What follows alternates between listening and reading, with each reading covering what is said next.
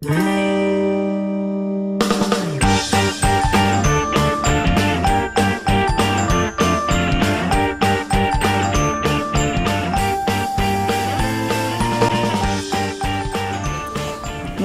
2000 sarea Europan zehar dauden balio ekologiko berezia duten espazioz osaturiko sarea da.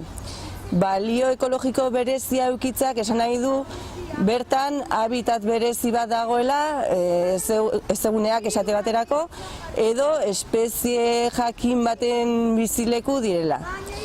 Orduan, espazio hauetan babes neurri bereziak hartzen dira beraien kontserbaziorako. Eta behin neurri hauek hartuta, izendapen berezi hartzen dute. Kontserbazio berezirako eremuak edo hegaztientzako babes berezirako eremuak.